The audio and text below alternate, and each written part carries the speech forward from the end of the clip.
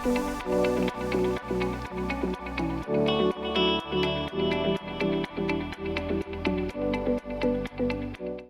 we will be doing a session on Gisela Baker's experience as a remote online notary. Let's kind of get into the thing that everyone always wants to know in terms of remote online notarization, and that's how much money that you can make out there as a remote online notary. You know, a range of what you charge and how you go about charging your clients for an independent remote online notarization. When I started out, I needed customers and I needed to learn the skill. So I started out by having a platform that they sent me the customers.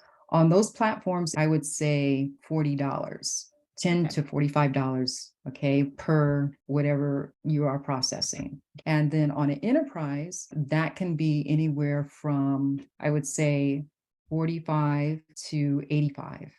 On average. You have talked about how you work sort of as an independent notary by sourcing your own clients with your lenders. And then you're also working with Pavasto and Amrock and through Nexus ClearSign. So you're also being provided those real estate transactions. As an independent, this is where, and it makes sense because you work a little bit harder, but you have your skills.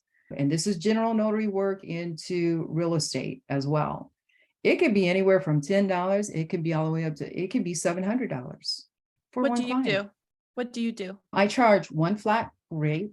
And then two, the beautiful thing about graduating into the independence, because there are some enterprise platforms that will let you do both. They'll let you be an enterprise where they'll bring clients to you and you can bring your own clients. Okay, so you get, that's a double whammy, which is nice. Now, the independence, first of all, you want to see what your state, you have to stay within your state regulations. And one thing I hear people say, okay, I charge $25 for this first stamp, $10 for a stamp after that. What I have to say is, as an independent, you're charging for your service. Always make sure that you have that fee in place.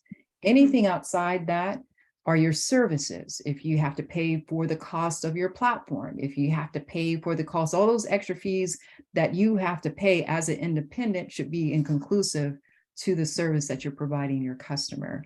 I have higher end clientele. That's how I market. And I have one flat fee, and my fee includes if I have to have boots on the ground, meaning that it wasn't successful on my technology, then I got to pay for a service to go and get to that person. If I can't use my backup platform because it's their technology, my fee includes if I need a witness for them. Gotcha. All conclusive. I don't charge into, I just one flat rate.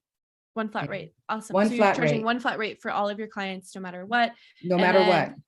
Gotcha. Can you give us a range of what that one flat fee would be so people can kind of get an understanding of, once they have completed remote online notarizations, they've built their business, they have the expertise in it, where they can kind of start charging to make money as long as their state allows them to charge within that range? The average going rate is approximately $125. Awesome. For okay, cool. loans, for in the real estate space. That means you're tagging, doing all these different, you're servicing, you're prepping your customer, you're calling them up before time, you're confirming the appointment, preparing them for what their experience is going to be like. You're doing all these extra customer service things that are usually taken care of on an enterprise or a bring the customer to you platform. Gotcha. So when you're independent, now you got to all of a sudden do all those steps. So then around 125 to get everything done, start to finish, from getting the documents to tagging them to, letting them know how the session is going to go, making sure they are compliant with everything that they need. And that is for a loan closing. And then an estimate of how long it takes you to complete the loan closing. You know what? That deems on the technology. And honestly, it's the most beautiful thing. It only takes like 20 minutes. Honestly. So you're making $125 in 20 minutes. In 20 minutes. Mm-hmm. That's amazing. All right. So that's on a beautiful day, Yeah. If there's storms in there, sometimes you're going to be spending a little bit more. When you become independent, you don't cut your person off, Yeah. You've got to figure it out. You got to figure it out. Which is why you want multiple platforms, just in case. That's right. Maybe it's not the weather, maybe it is the platform. So yeah, because I've had customers where, they get a little bit flustered. And I was like, okay, you know what? Let's take a break. This is the beautiful thing about remote. Let's take a break. You go get you something to eat. We're going to come back and we're going to go through this and we're just going to knock it out. So do you do any general notary work with remote online notarization? I do estates, living will and trust, but it's because it's dealing with properties. The attorneys, let me tell you, they are going to charge like $500. They're charging like $6,000, some of them, to do someone's estate for them. And so you better believe that you want to make sure if you're working with those attorneys that you're going to get your service rendered. So deeming on the property, the situation, the signers, your rate can be as high as $500. For each notarial act, there is a charge for each notarial act, each acknowledgement, each jurat, each oath of affirmation. If you're here in the state of Washington, that is considered a notarial act, and there's a charge for that. Some of my partners, they'll say that they don't charge for any of the stamps, they just charge for the service. They give the stamps complimentary, but this is what it costs for my service, okay?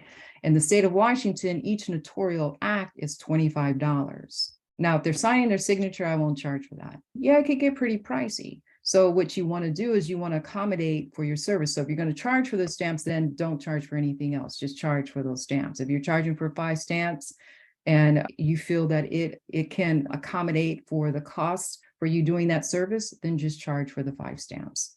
Awesome. Thank you. You said 20 minutes for 125 for your loan thing.